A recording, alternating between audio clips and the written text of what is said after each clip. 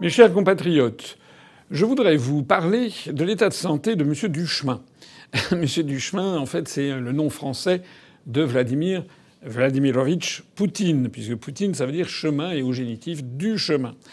M. Poutine, qui est d'une ascendance modeste. Ses parents étaient ouvriers. Ses grands-parents, c'était des paysans qui venaient de sortir du servage, le servage qui avait été aboli par Alexandre II. Poutine est un homme modeste qui a fait sa carrière, comme vous le savez sans doute, notamment par le KGB, notamment à Saint-Pétersbourg. Ensuite, il a été envoyé en Allemagne de l'Est, ce qui lui permet de parler l'allemand, ce qui lui permettait d'avoir des conversations assez fluides avec Madame Merkel. Et puis ensuite, il est revenu en Russie. Il a été dans les allées du pouvoir. Il est monté rapidement à la tête des services de renseignement parce que c'est un homme intelligent, c'est un joueur d'échecs, c'est un calculateur. Alors, il a succédé à Boris Yeltsin. Boris Yeltsin, c'était l'homme qui est honni par les Russes aujourd'hui. Les Russes, quand vous leur demandez quels sont les responsables politiques qu'ils détestent le plus, ils ne vous disent absolument pas Staline. Au contraire, il y a même beaucoup de Russes aujourd'hui qui trouvent que Staline était très bien. Mais en revanche, ils dénoncent Boris Yeltsin et ils dénoncent Gorbatchev. Alors ça nous paraît surprenant à nous, parce que Gorbatchev, c'est quand même celui dont, vu d'Occident, c'est celui qui a libéré les Russes du communisme. Mais il y a des Russes qui considèrent que finalement, c'était pas si mal du temps du communisme, et finalement que Gorbatchev, il a en fait dilapidé un héritage pluriséculaire, l'héritage de l'empire des tsars. Il a tout détruit, et puis que Boris Yeltsin a continué, et que Boris Yeltsin a vendu à l'encan toute une série de patrimoines publics, d'entreprises, etc., notamment à ces fameux oligarques qui auraient fait énormément d'argent dessus. Voilà. Donc le peuple russe, alors il y a des opinions différentes comme dans tous les peuples, mais très majoritairement déteste très profondément Gorbatchev et Boris Yeltsin. Je le signale parce que c'est important à comprendre que Vladimir Poutine, qui est issu du peuple, partage certainement une vision très majoritaire dans le peuple russe et donc déteste en fait secrètement Gorbatchev et Boris Yeltsin. Et d'ailleurs, toute sa carrière politique va avoir consisté en définitive à essayer de combattre ces effets nocifs de ces deux présidents. Il s'est beaucoup attaqué aux oligarques russes. Contrairement à ce que l'on présente dans la presse, il a quand même voulu reprendre la main au détriment des puissances d'argent qui avaient mis la main sur la Russie, ce qui ne veut pas dire qu'il n'entretient pas des relations amicales, voire des relations de financement divers et variés avec toute une série de milliardaires, mais il n'est pas le seul. Et c'est quand même pas M. Macron qui va nous dire le contraire. Et puis, Vladimir Poutine a aussi comme volonté, et on le voit sur l'affaire ukrainienne, d'essayer de recoller quelques morceaux du très beau vase cassé par Gorbatchev, c'est-à-dire d'essayer d'empêcher que l'héritage millénaire des tsars, des tsars qui ont fait la Russie, qui ont fait toutes les Russies, en fait, surtout depuis le rattachement d'une partie de l'Ukraine aujourd'hui en 1654, c'est à partir de ce moment-là qu'on parle de tsars de toutes les Russies, eh bien, Vladimir Poutine essaye de reconstituer une partie de ce que fut l'Empire russe et l'Union soviétique. Alors, il est évident qu'avec de telles ambitions, Vladimir Poutine n'est pas très bien traité par les médias occidentaux. Boris Yeltsin était un ivrogne. C'était quelqu'un qui n'avait vraiment aucune qualité, ou pratiquement aucune, qui était un jouisseur, un ivrogne, quelqu'un qui a laissé la Russie se foncer vers le gouffre. Vladimir Poutine est quelqu'un de beaucoup plus austère, qui a des ambitions très précises pour son pays et pour laisser une place dans l'histoire. Donc ça ne plaît pas aux Occidentaux. Il l'a montré lorsqu'à partir des années 2000, il a accédé au plus haut niveau du pouvoir. Donc il a été président une première fois. Et puis à l'époque Compte tenu de la Constitution, il a cédé ensuite la place à Dimitri Medvedev. Et puis ensuite, il est revenu. Il a été réélu en 2012 président de la Fédération de Russie, ce qu'il est toujours 10 ans après, avec des mandats de 6 ans.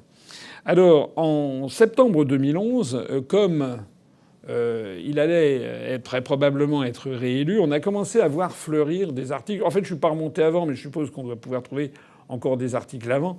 Mais on commence à voir fleurir dans la presse occidentale, en particulier en France, des articles assez venimeux contre Poutine et contre sa santé, puisqu'il a un pouvoir très solide, en fait. Et donc, face à quelqu'un d'intelligent, de déterminé, qui est très soutenu par une grande partie de la population, j'ai pas dit toute la population, mais par une large partie de la population, quelqu'un qui tient d'une main de fer un appareil d'État solide, eh bien, voilà, comment essayer de le déstabiliser? Ben, ce qui est trouvé, c'est d'essayer de s'attaquer à lui et de le décrire sous les traits, en fait, soit d'un croque-mitaine, soit d'un grand malade. C'est une procédure typique de toute éternité, mais que les Américains utilisent très volontiers dès qu'un chef d'État ne leur plaît pas ou qu'un responsable politique ne leur plaît pas, ils essayent de les démonter de cette façon. Alors, en septembre 2011, on apprend donc que Poutine est shooté au Botox. Bon, c'est le magazine Voici qui nous l'apprend, donc ça veut dire que le type, il est quand même un petit peu bizarre. En décembre 2013, on nous apprend qu'une étude qui a été faite par je ne sais quel sociologue ou chercheur américain ont fait une analyse psychologique du personnage, d'où il ressortirait que c'était un orphelin qui a été traumatisé, qui est devenu misanthrope, c'est-à-dire qui déteste tout le monde, et qui a des tendances homosexuelles. Voilà, ça c'est ce que l'on nous apprend en décembre 2013, après donc qu'il a été réélu président de la Fédération de Russie. Alors, je signale que cette analyse, qui date de décembre 2013, il faut la replacer dans un contexte historique. Le contexte historique, c'est que 2013-2014, la fin d'année 2013, le début 2014, eh bien, ce sont les événements en Ukraine, avec les États-Unis qui fomentent la révolution dite du Maïdan et qui vont faire chuter le président pro-russe et mettre à la place un gouvernement avec un certain Arseniy Yatsenyuk, choisi directement par Victoria Nuland, la sous-secrétaire d'État américaine, qui demande à son l'ambassadeur américain à Kiev, Geoffrey Payat, qui lui demande de placer les gens qui sont pro-américains à la tête du gouvernement ukrainien. Tout le monde a à l'esprit cette fabuleuse conversation téléphonique qui a été interceptée par les satellites ou les satellites espions russes et qui a été ensuite balancée par les Russes sur l'Internet de la planète entière.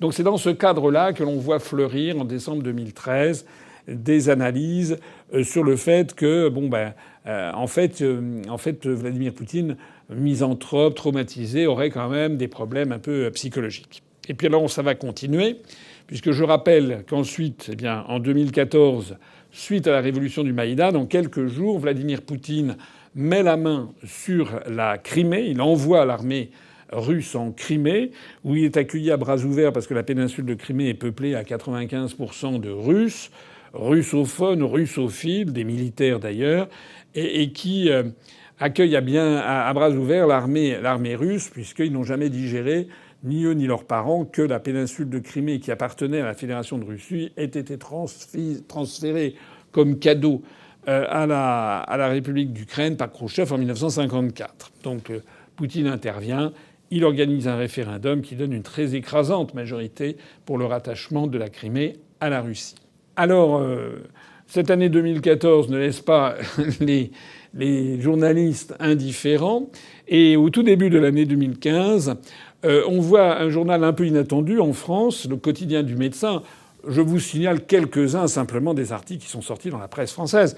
Mais on voit le Quotidien du Médecin, on ne s'y serait pas attendu, qui cite une étude du Pentagone en février 2015 et qui nous explique que Poutine, en fait, serait victime du syndrome d'Asperger. Alors, syndrome d'Asperger, qu'est-ce que c'est?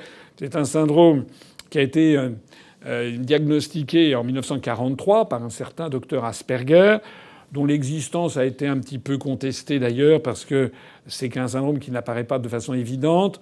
On appelle ça, c'est confirmé maintenant depuis quelques années, on appelle ça un TSA, un trouble du spectre autistique, pour parler en termes médicaux. Donc c'est un peu... Les gens qui sont des Asperger sont un petit peu parfois... ont un peu des difficultés à être dans le monde, à percevoir les situations. Ils ont certains comportements un petit peu originaux ou déviants. Il y a aussi beaucoup de gens tout à fait remarquables et très intelligents qui ont ce syndrome d'Asperger. Mais enfin, vous voyez que l'idée, c'est de médicaliser le profil de Vladimir Poutine. Le 13 mars 2015, donc quelques semaines seulement après ce diagnostic, le journal Le Monde nous apprend que Poutine est mort. Bon, en fait, il n'est pas mort du tout, mais c'est une espèce d'accroche d'un article. En fait, Vladimir Poutine a disparu de Moscou pendant une ou deux semaines. Et on apprend après coup qu'il est peut-être allé voir auprès de sa maîtresse. Il avait une femme dont ensuite il a d'ailleurs divorcé, mais il avait une maîtresse qui aurait accouché en Suisse. Donc, on entretient le suspense. Est-ce que Poutine serait mort? Et puis alors, en décembre de cette année, décembre 2015, cette fois-ci, le magazine Science Avenir nous sort une nouvelle maladie de Poutine.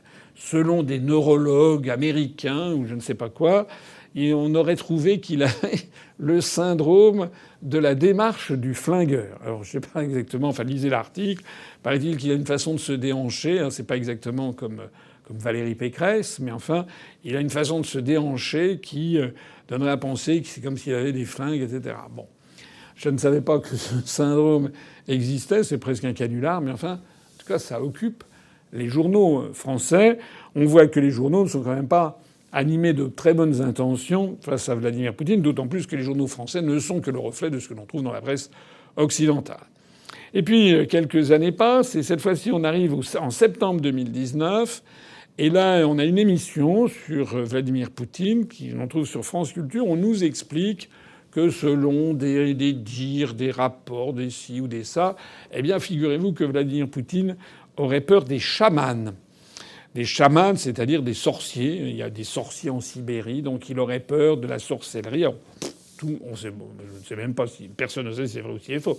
Mais l'important n'est pas là. L'important, c'est de montrer qu'il a déjà tellement de maladies, mais en plus de ça, il a celle-là. Il aurait une espèce de chamanophobie ou de sorcellerophobie. Donc il aurait peur de choses il serait un peu irrationnel. Et puis arrive donc l'année 2020 avec la pandémie de Covid-19, avec le fait que la Russie est le premier pays au monde à produire un vaccin, le vaccin Spoutnik, qui est un vaccin qui n'est pas un vaccin ARN. Donc il y a une tension puisque les pays occidentaux sont devenus en fait les VRP, les commerciaux de Pfizer et d'Albert Bourla, le PDG de Pfizer, puisqu'on a l'impression que en dehors du vaccin ARNM de Pfizer, point de salut. Donc pendant que les pays occidentaux font vacciner à tour de bras leur population avec le vaccin ARNM de Pfizer, un petit peu moins des autres fabricants, mais puisque c'est surtout Pfizer qui a remporté la mise, eh bien en Russie on s'y refuse. Donc une géopolitique de la vaccination qui fait que Poutine montre encore une fois qu'il n'appartient pas au camp occidental. Alors comme par hasard, eh bien en novembre 2020, ça ne va pas lui porter chance du point de vue médical, puisqu'en novembre 2020, le 7 novembre, on apprend que Vladimir Poutine aurait la maladie de Parkinson. Alors c'est une maladie dégénérative, comme vous le savez, qui fait que les gens qui en sont atteints, c'est en général des personnes âgées, eh bien ont des tremblements importants, compulsifs, et ce n'est pas de très bon diagnostic, la maladie de Parkinson. Et puis quelques jours après, le 20 novembre 2020, on apprend cette fois-ci qu'en plus de tout ça, il aurait un cancer. Alors c'est quand même beaucoup pour un seul homme. Et donc la presse occidentale commence à développer l'idée, à la fin 2020, début 2021, qu'il aurait un cancer. C'est repris d'ailleurs en France en avril 2021, où on nous explique qu'il a un cancer quasiment généralisé et donc il serait sous cortisone. Il est vrai que la cortisone est un médicament qui a un peu tendance à faire enfler les gens et faire un petit peu gonfler. C'est assez connu. Bon. Et puis, en février 2021, donc on apprend encore une fois quelques semaines après, eh bien on apprend qu'en plus de tout, il ferait de la chirurgie esthétique. Les choses se passent pour l'année 2021 jusqu'à la fin 2021, où on s'aperçoit que Vladimir Poutine a décidé de mettre le long de la frontière avec l'Ukraine de plus en plus de divisions blindées et de l'armée russe. Donc c'est vu par satellite espion occidental. Et Poutine, dans le même mouvement, en novembre 2021, lance un appel.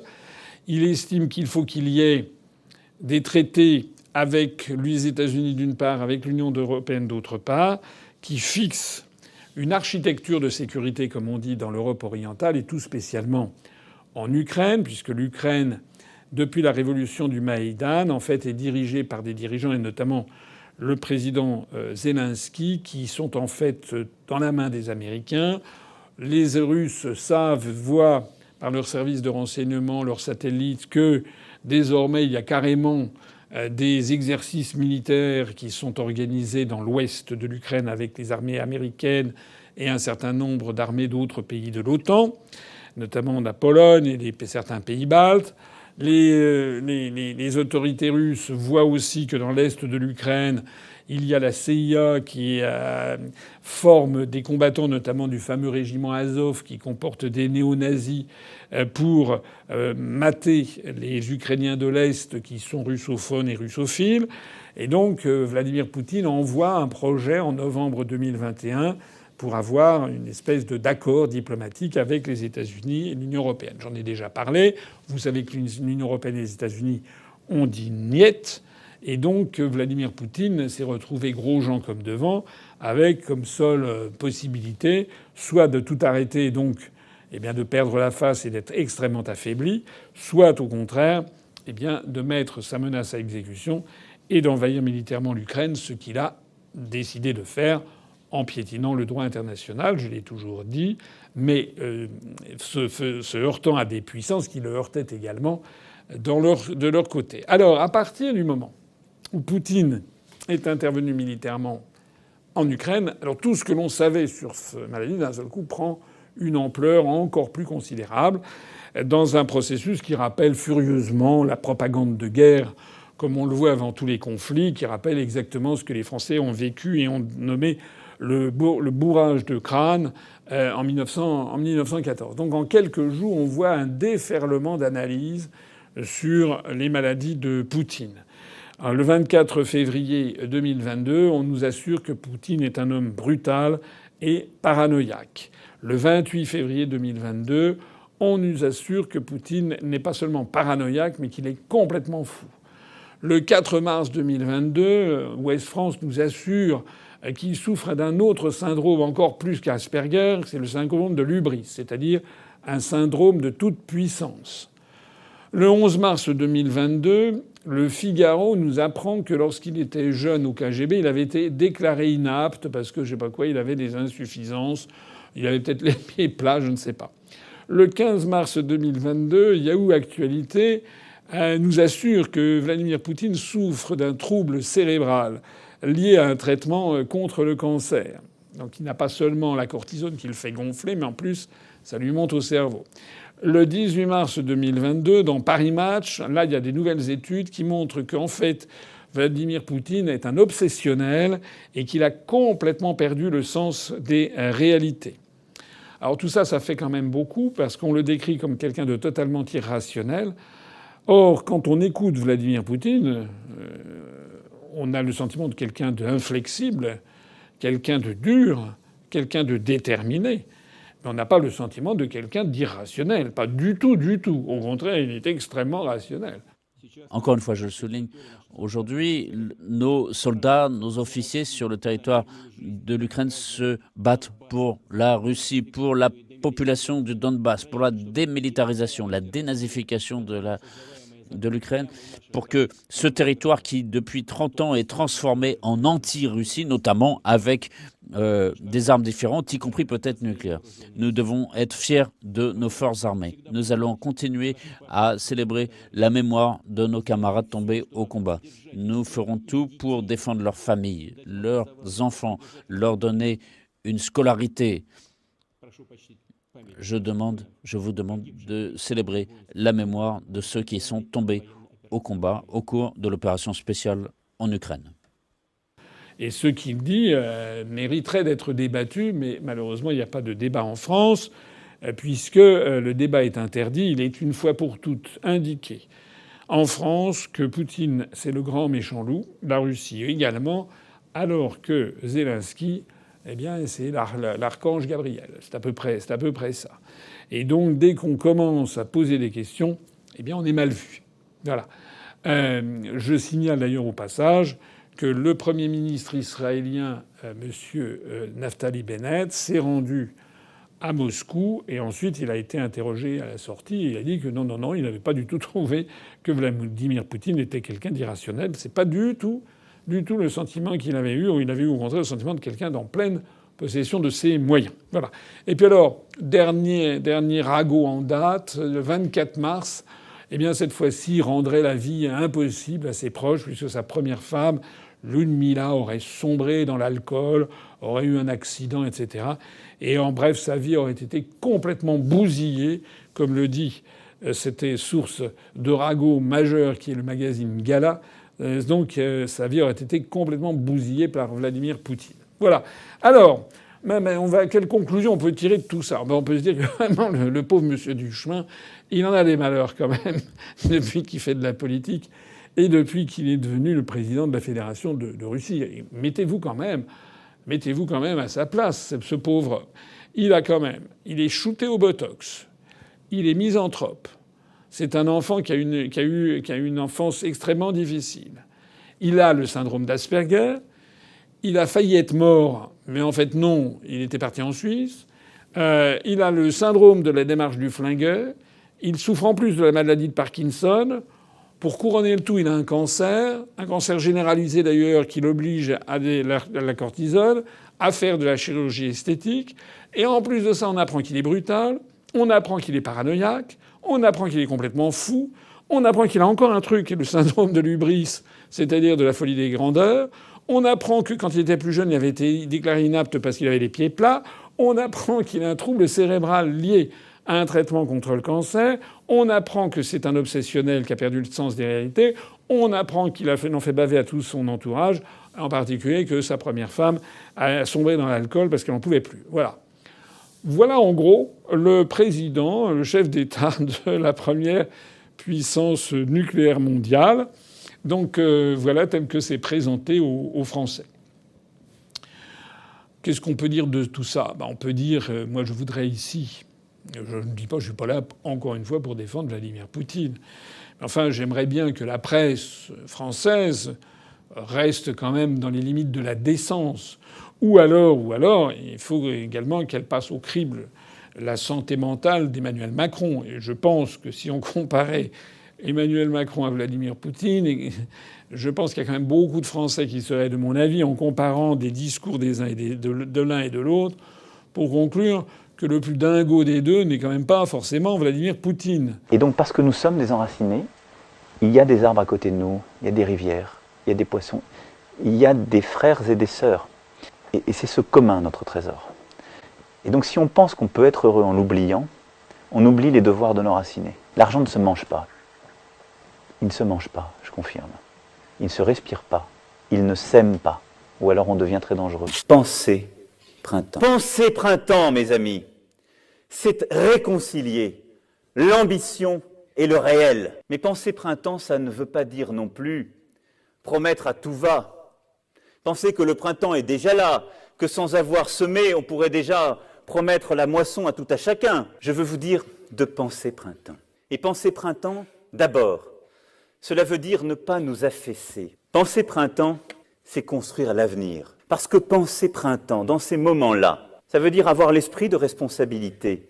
Mais pour penser printemps, il ne faut pas non plus désespérer. Lorsque tout semble triste, Lorsque tout parfois semble perdu ou morose, il faut penser printemps. Mais là-dessus, les mensonges permanents, les propos délirants de Macron, les contradictions permanentes, sont en même temps sa violence, sa brutalité, sa méchanceté vis-à-vis du peuple français, son lien avec des oligarques multimilliardaires, la façon dont il détourne l'argent des Français pour servir ses amis de chez McKinsey, enfin, etc., etc. Mais le portrait que l'on pourrait faire d'Emmanuel Macron si on employait la même méthode que l'on fait pour Vladimir Poutine serait 5 ou 10 fois pire que Poutine.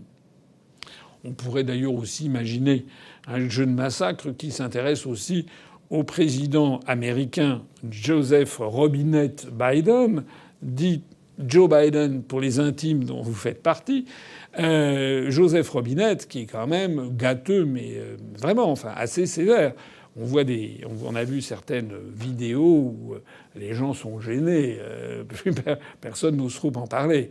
So, with regard to your family in particular, part of it is not just that they see you on television and trust you. The people who seem to have the most impact are you know, that for that 17-year-old kid, the kid he or she plays ball with. Mm-hmm. You got the vaccination? Yeah. Are you okay? I mean, you seem no, it works. Or you know, or the mom and dad, or the neighbor, or when you go to church, or when you're no, I really mean it. There are trusted interlocutors. Think of the people. If your kid wanted to find out whether or not there's a man on the moon or whatever, you know, something, or you know, whether those aliens are here or not. You know, who are the people they talk to beyond the kids who love talking about it? Donc on a d'un côté la première puissance nucléaire mondiale, qui est la Russie, qui, d'après les gazettes, serait dirigée par la personne qui a toutes les tares que je viens de vous montrer. Et puis de l'autre côté, on a quand même la première puissance militaire mondiale et qui, du point de vue nucléaire, n'est pas loin non plus d'atteindre la Russie, qui sont les États-Unis d'Amérique, et qui est dirigée par quelqu'un qui a plus toutes les facultés. Et puis au milieu des deux, on a Macron que vous connaissez, je ne vais pas vous le décrire. La conclusion de tout ça, c'est quoi? C'est que nous sommes le 25 mars, au moment où je parle, et que les informations qui viennent notamment du sommet qui s'est tenu à Bruxelles avec l'OTAN, le G7 et le Conseil de l'Union européenne, d'ailleurs co-présidé par le président des États-Unis, ce qui est quand même extraordinaire, eh bien les informations qui viennent de ça ne sont pas très bonnes. Elles sont même tout à fait inquiétantes, puisque je ne cesse de dire depuis des semaines qu'il faut raison garder. Il faut absolument arrêter de décrire Vladimir Poutine comme une espèce de croque-mitaine, parce que c'est complètement absurde, ce n'est pas vrai. Ça, c'est du bourrage de crâne. Il faut absolument comprendre que les Russes n'accepteront pas que l'Ukraine entre dans l'OTAN. D'ailleurs, lorsqu'il y a eu les nouvelles décisions prises à Bruxelles où, sous la houlette de Biden, l'ensemble des pays occidentaux ont dit qu'ils allaient renforcer encore les sanctions et puis envoyer encore des armes, vraiment on joue avec le feu.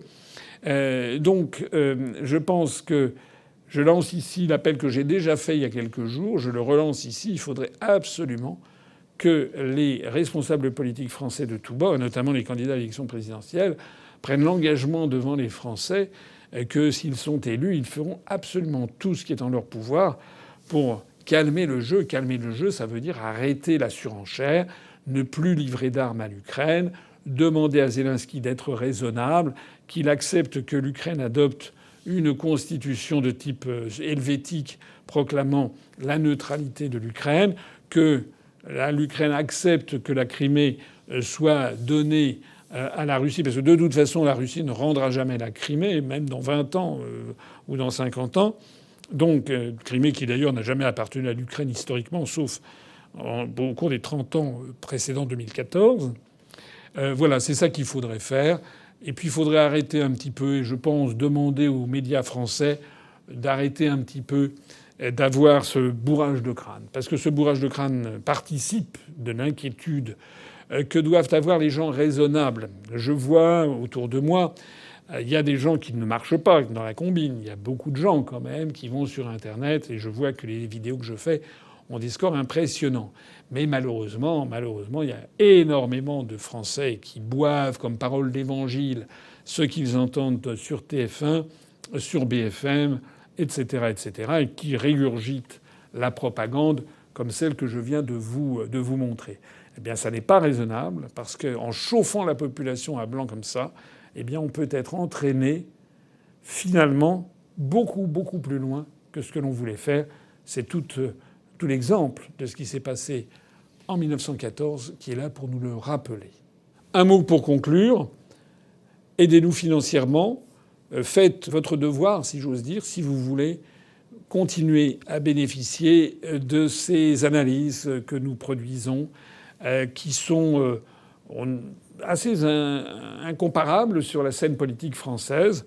Il y a d'autres analystes qui font des très bonnes analyses ici ou là, mais je pense que l'UPR a sa particularité. Nous avons des analyses qui d'ailleurs bénéficient du fait que ça fait quand même 15 ans que je l'ai fait et que je n'ai jamais varié dans mes analyses et que depuis 15 ans, en gros, eh bien, à peu près tout ce que j'ai prévu et tout ce que j'ai annoncé, malheureusement, s'est révélé exact. Voilà.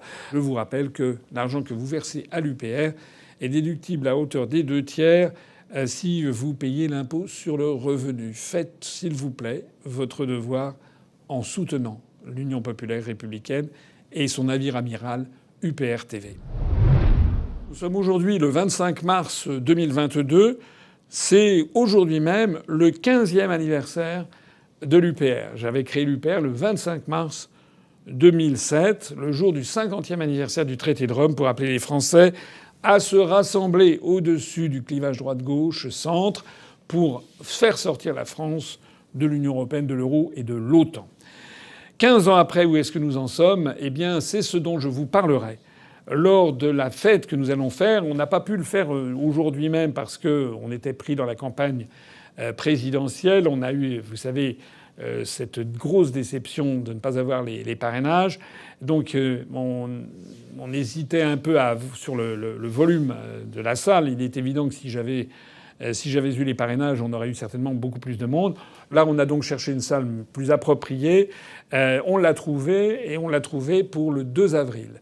Donc le 2 avril, à partir de 18h, eh bien, je vous donne rendez-vous. C'est à Villejuif, juste à la sortie du métro Villejuif-Léo-Lagrange, du métro de la ligne 7, donc c'est très pratique.